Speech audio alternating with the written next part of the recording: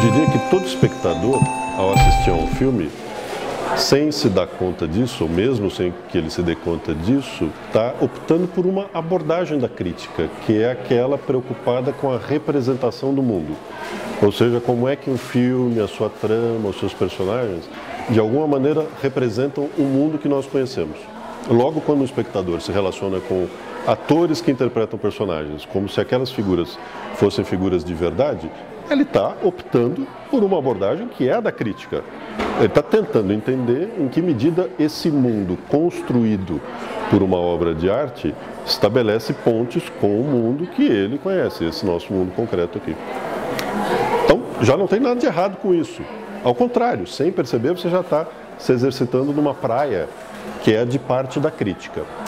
Esse exercício ficará mais rico à medida em que o olhar desse espectador se tornar atento a como é que a linguagem do cinema contribui para que essa representação do mundo fique mais assim ou mais assado.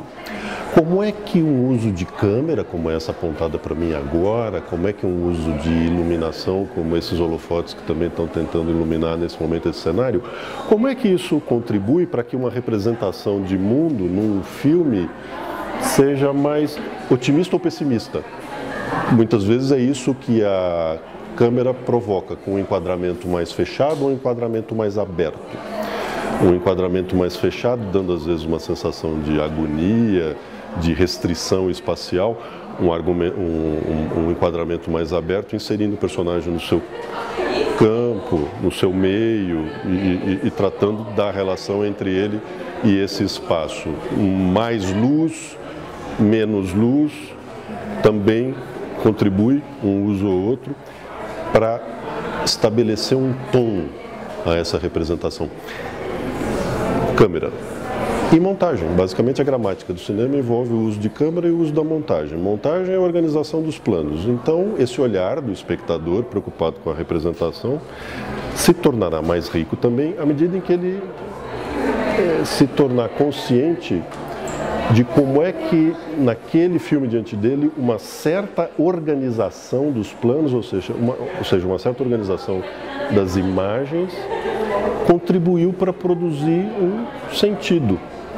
E que uma outra organização daquelas mesmas imagens teria produzido outro sentido, né? Ou seja, o que ele sentiu como espectador vendo um filme passou necessariamente pelo uso de câmera e pela montagem. Falo, portanto, só de uma consciência um pouco mais aguda sobre a contribuição desses elementos de linguagem, sem que em nenhum momento ele precise desligar a chave da representação. No fundo, nós nos envolvemos muito pelo cinema, por tudo que o cinema nos proporciona, porque nós embarcamos o tempo todo nessa barca, né? A barca da representação, que é viver a vida dos outros, né? Viver a vida dos personagens. A gente, por um breve período, tem a chance de sair da nossa própria circunstância e brincar um pouco com a circunstância de outros, né? Isso é muito rico, é muito sedutor.